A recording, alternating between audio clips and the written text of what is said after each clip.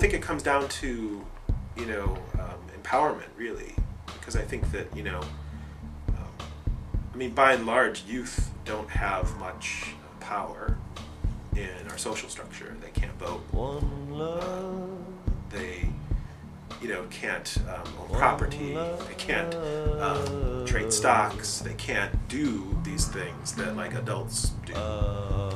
And so I think there's this perspective of them as being sort of not yet ready to participate in society fully. I don't think young people get taken seriously all the time.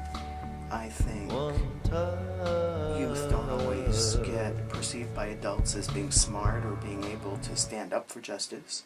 When I first met you, baby, didn't know just what I found. But now I'm looking at the best kept secret in town. You know I never disrespected. Was the welfare secret. There was nothing you could do once the students started moving. The principal, the teachers, and everybody had to step aside. A lot of the accounts of the civil rights is that it was adult-led, right? Not that it was youth-led. You hear about Martin Luther King a lot. You don't hear about... We would have people picked out.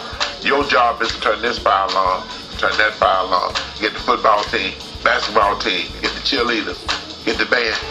We heard that kids were coming in from all over the city. And when we heard that they were coming in from out of town, we got more excited. The more we walked, the more we gathered. You said, where are all these kids coming from? You had never seen that many people in your life. A lot of people thought the kids were going to get hurt. But the reality of it was that we were born black in Alabama, and we were going to get hurt if we didn't do something.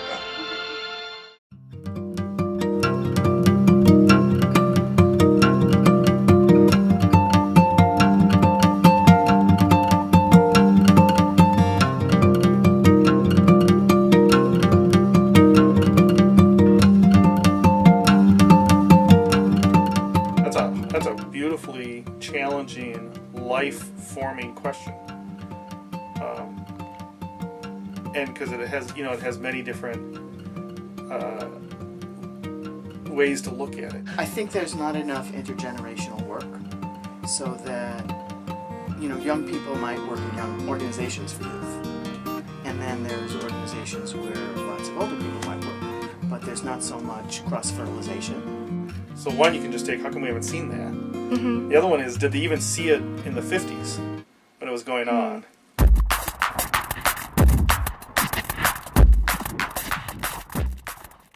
A number of years ago, probably within the past 5 years, the government of Chile wanted to change some policies around high school education.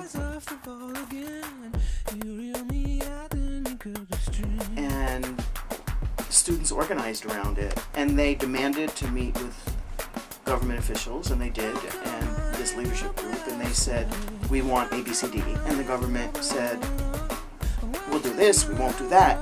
And then the students said, okay, we need to go talk to our people, and they left the room, and they basically were able to either Skype or email or text to every single council in the whole country in the different regions.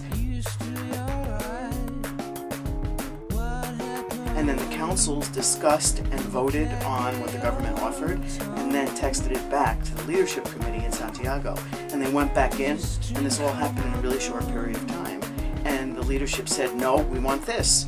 And the government basically gave them what they wanted because they were organized, they were able to make immediate contact, and they had a structure for organizing and for decision making, and it didn't have anything to do with adults. A young man by the name of Craig, I think it's Kilborn,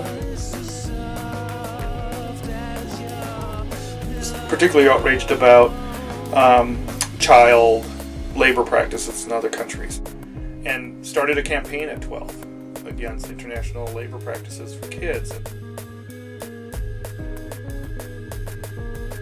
And by 15, 16 was traveling to countries and going on busts of workplace environments to free kids from unfair labor practices. So that when I read that story first, I was like, wow, that's really surprising. You know, I've never heard of that. But as you visit more and more places where spaces are open for kids to really start to say, this is what I care about, those stories become less surprising. Because you start to realize that it's not that Craig was unique in any particular way, but the circumstances around him were supportive of what he really could do.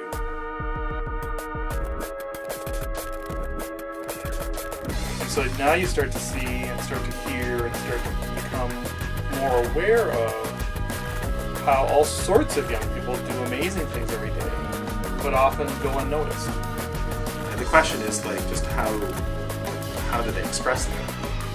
Where do they express it? And how do they distribute it? How does it get seen? Includes everything from going to see your legislator to educating adults about whatever youth perspectives are on social justice, writing about it, interacting with people on a daily basis, raising these issues. So any of those kinds of things, including, but not just, like a literal protest.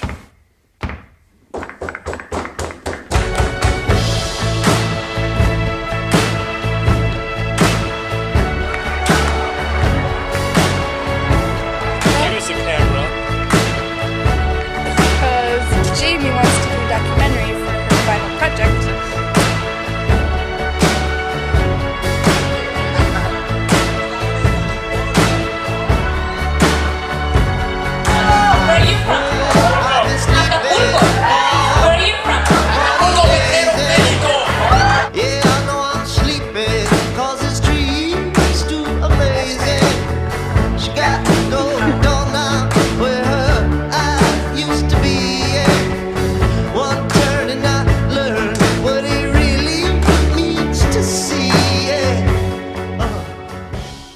All of us, we're the future here, so.